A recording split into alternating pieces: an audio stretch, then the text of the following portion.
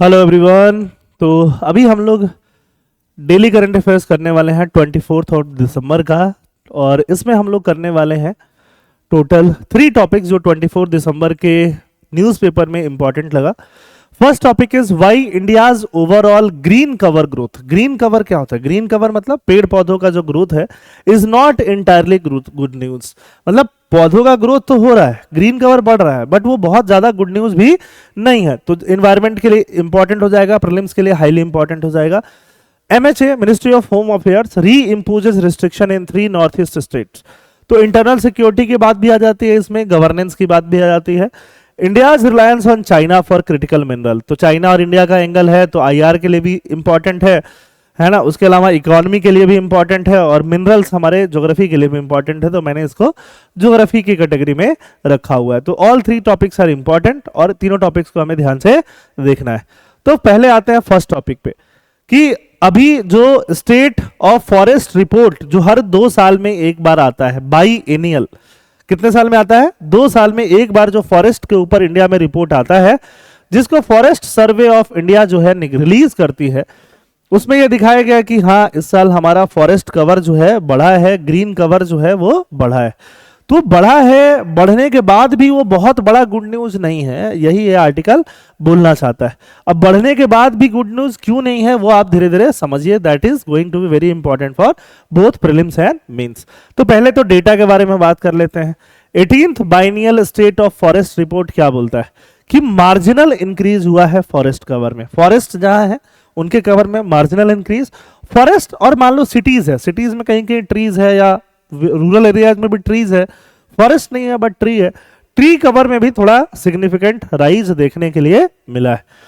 India's green cover जो है India का वो 25% को क्रॉस कर गया है, जिसमें कि 21.76 फॉरेस्ट का कवर है, 3.41 ट्री का कवर है। प्रीलिम्स में से ये कोई भी चीजें पूछी जा सकती हैं, both APSC prelims and UPSC prelims, है ना। खासकर ये दोनों डेटा जो है ये प्रीलिम्स के लिए बहुत ज्यादा इंपॉर्टेंट है। 25, 21.76, 3.41, this is going to be highly important. और दोनों में इंक्रीज हुआ ये आपको पता होना चाहिए। डेंस फॉरेस्ट अकाउंट फॉर इतना kilometre of the total green cover. जितना ग्रीन कवर है उसमें डेंस फॉरेस्ट कितना है? इतना। डेंस फॉरेस्ट क्या होता है ना। पहले तो हम बात कर लेते हैं कि फॉरेस्ट कवर ग्रोथ 2003 से 13 और 13 से 23 के बीच में कितना है। 3 से 13 के बीच में 0.61 परसेंट पॉइंट का इंक्रीज हुआ, 13 से 23 के बीच में भी 0.53 परसेंटेज पॉइंट का इंक्रीज हुआ है। तो इंक्रीज हर 10 साल में थोड़ा थोड़ा परसेंट देखने के लिए मिला है।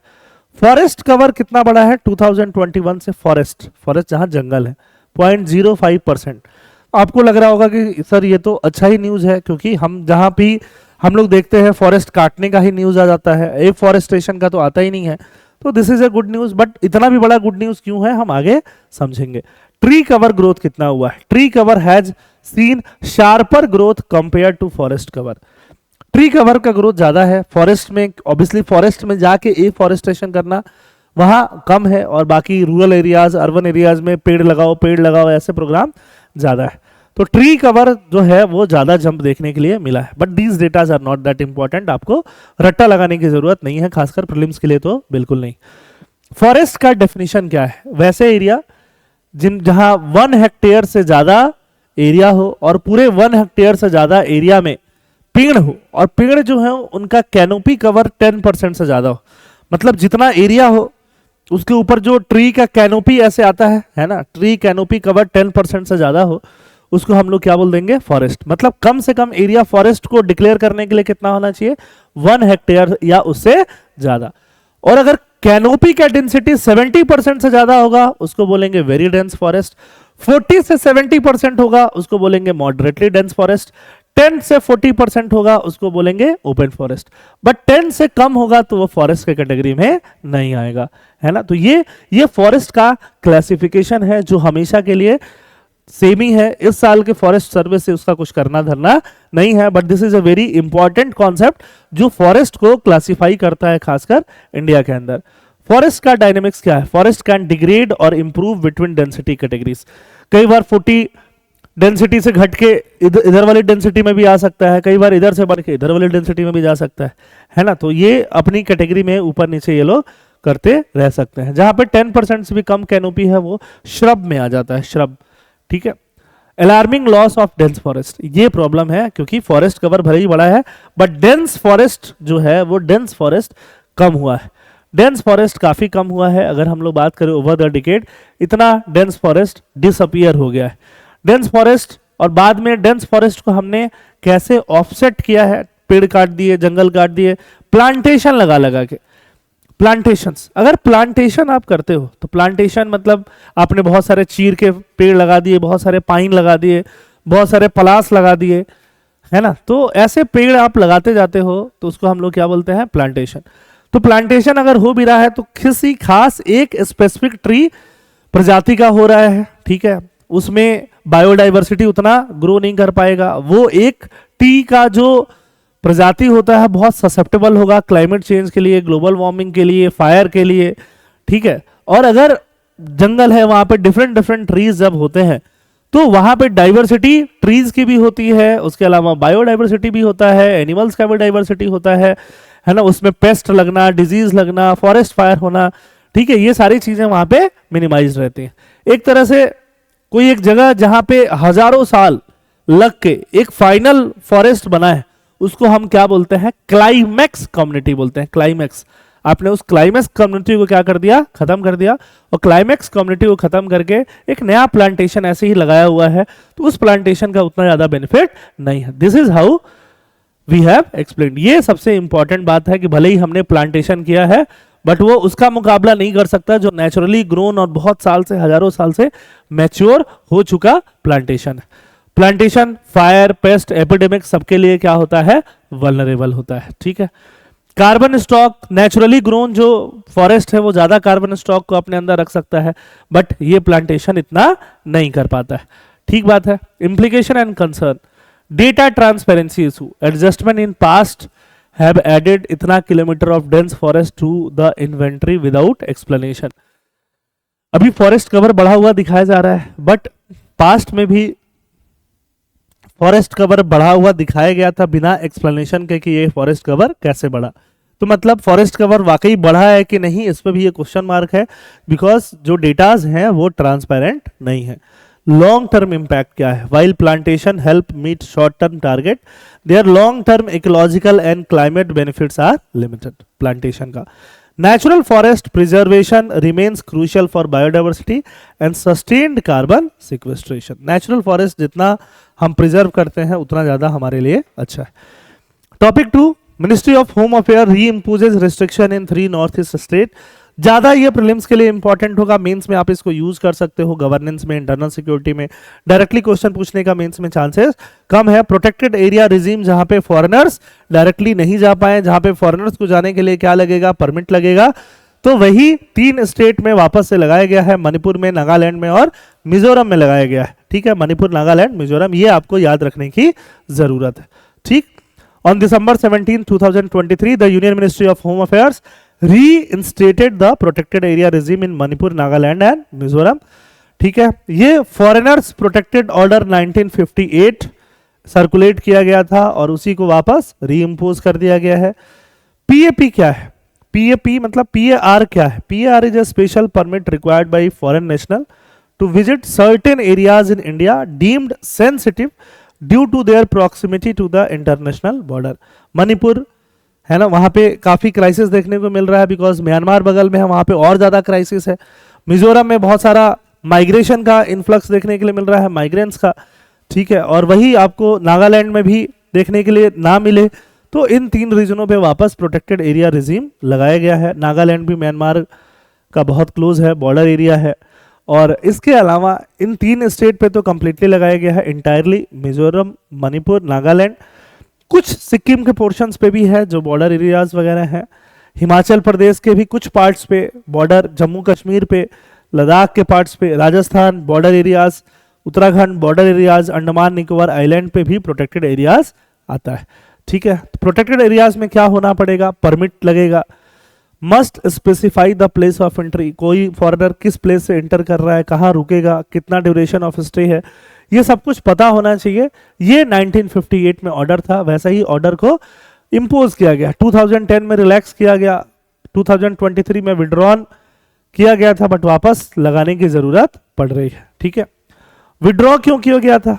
Ethnic violence in Manipur since May 2023 between the tribal Kuki Zo and Meitei communities, allegation by Manipur chief minister of involvement by outsider and foreigner hands.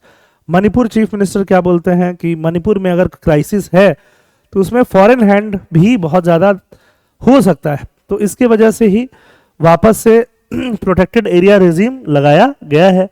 और म्यांमार से बहुत सारा है ना रोहिंग्या और बाकी अलग जो भी इमिग्रेंट्स हैं, माइग्रेंट्स हैं, वो लोग मिजोरम में और बाकी जगह आ रहे हैं, तो ये भी एक प्रॉब्लम वाली वजह है इन सब चीज़ों की वजह से। और साथ में इंडिया म्यांमार जो बॉर्डर है, इंडिया म्यांमार बॉर्डर पे एक 16 किलोमीटर के एरिया में फ्री मूवमेंट रेजिम चलता है, क्योंकि बॉर्डर के इस साइड और इस साइड रहने वाली कम्युनिटीज काफी हद तक सेम है, तो फ्री मूवमेंट रेजिम चलता है। फ्री मूवमेंट रेजिम को भी बंद किया गया है। इन सब चीजों से वापस से ये प्रोटेक्टेड एरिया परमिट लेने की जरूरत पड़ेगी, है ना। परमिट के बिना फॉरेनर्स वहां पे वापस नहीं जा पाएंगे। तो ये सारी चीजें हैं जो प्रीलिम्स के लिए ज्यादा जरूरी हैं।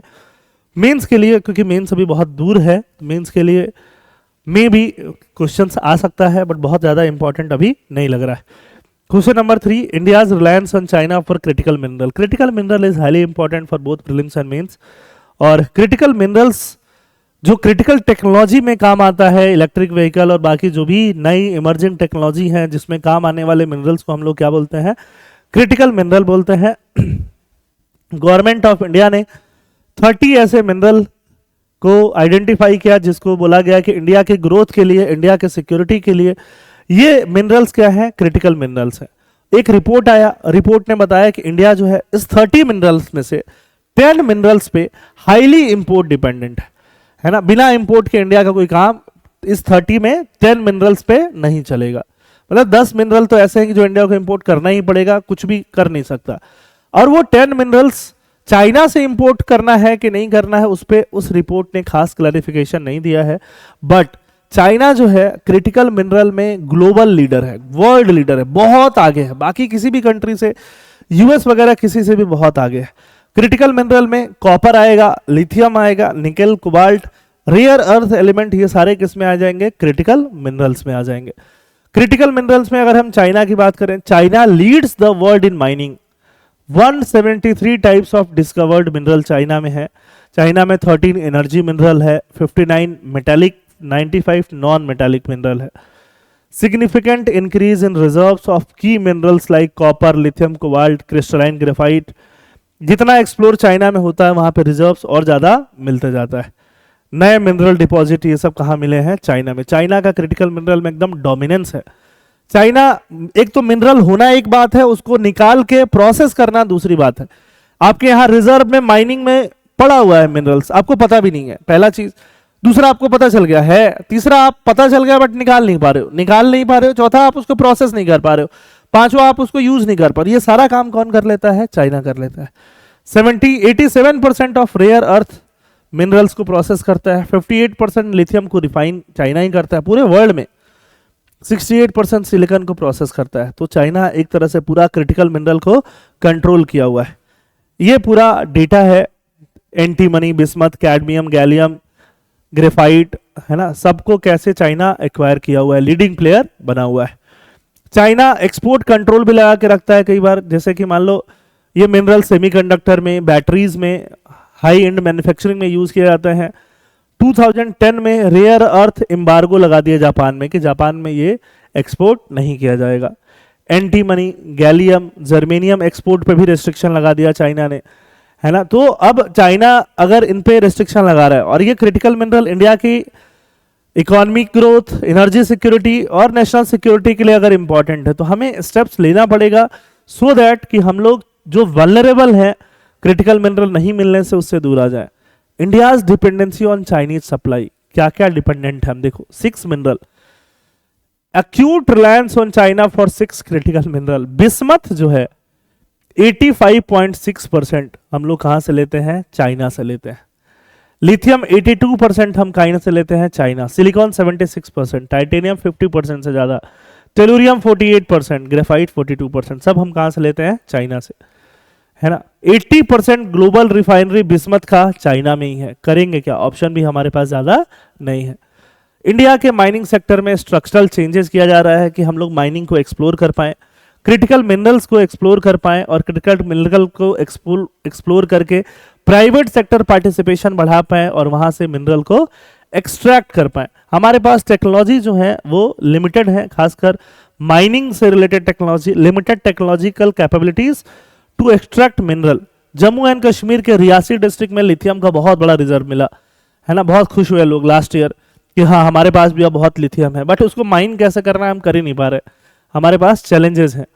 अभी इंडिया क्या कर रहा है डिपेंडेंसी रिड्यूस करने के लिए, इंडियन कंपनीज ने एक इनिशिएटिव, एक पार्टनरशिप लिया है जिसका नाम है काबिल। प्रीलिम्स में पूछा जा सकता है काबिल कौन है। काबिल is a joint venture of state owned companies secures overseas mineral asset. Overseas Australia में और भी अलग अलग कंट्रीज में मिनरल एसेट को सिक्योर करने के लिए काबिल वेंचर बना हुआ है। Participation in initiative like mineral security partnership, critical raw material, ये सारा कुछ इंडिया कर रहा है। डोमेस्टिक कैपेबिलिटी को बढ़ाना, इंडस्ट्रियल रिसर्च को बढ़ाना, प्रोडक्शन लिंक्ड इंसेंटिव को बढ़ाना, टेक्नोलॉजिकल डेवलपमेंट को करना, ये सब मेंस में लिखने वाले पॉइंट हो सकते हैं कि क्रिटिकल मिनरल हम लोग कैसे, क्रिटिकल मिनरल में हम लोग अपना फीड कैसे जमा सकते हैं और चाइना पे डिपेंडेंसी कैसे रिड्यूस कर सकते हैं। ठीक है, तो आई होप आज का करंट अफेयर्स आपके समझ में आया होगा। थैंक यू, जय हिंद।